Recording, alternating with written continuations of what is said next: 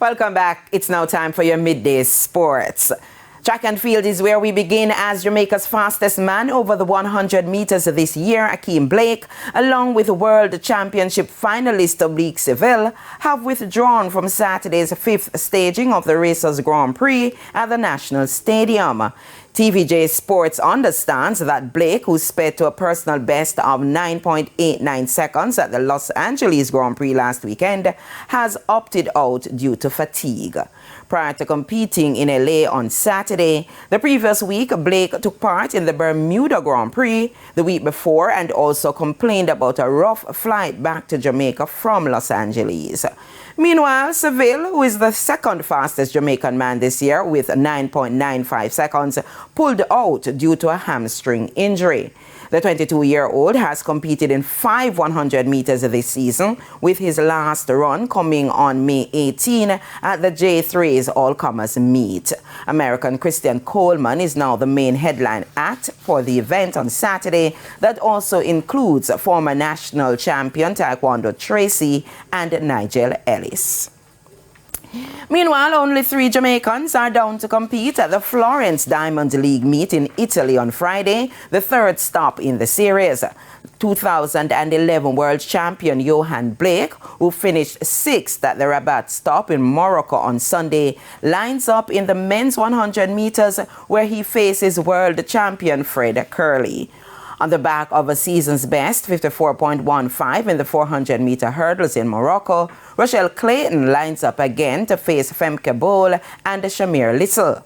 Olympic and World Championship finalist Candice McLeod is down for the women's 400 meters in the meet that's slated to begin at 1 p.m. Jamaica time.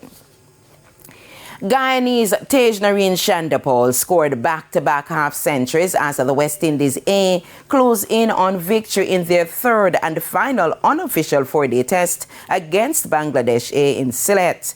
After closing day 2 at 157 for 7, 288 runs behind the West Indies A, first innings score of 445, Bangladesh A were dismissed for 205.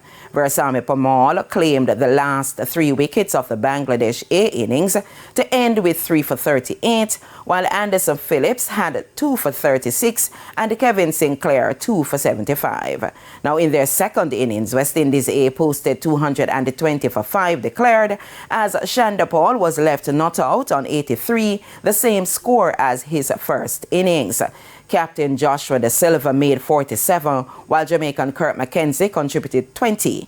Now set an unlikely target of 461 runs for victory, Bangladesh A reached 47 without loss at stumps. The West Indies A leaded the series 1-0. Game 1 of the NBA Final tips off tonight at 7:30 with Western Conference champions Denver Nuggets welcoming Eastern Conference winners Miami Heat in the best-of-7 series. The NBA's top seeds, Denver, are favorites, having powered through the playoffs to reach the finals for the first time in their 56-year history. At the start of the playoffs, Miami's odds to win the NBA title were 150-1, the longest of any team to reach the finals since the NBA merged with the ABA in 1976. Led by Jimmy Butler, the Heat have become the first playing team to reach the finals and just the second 8th seed to reach this stage after the 1998 New York Knicks, who lost to the San Antonio Spurs. And that's it for your Midday Sports Report. Shane, it's back to you. Thanks, Karen. And that's the Midday News. I'm Shane Masters. Join us at 7 for Primetime News. On behalf of the news, sports and production teams, have a good afternoon.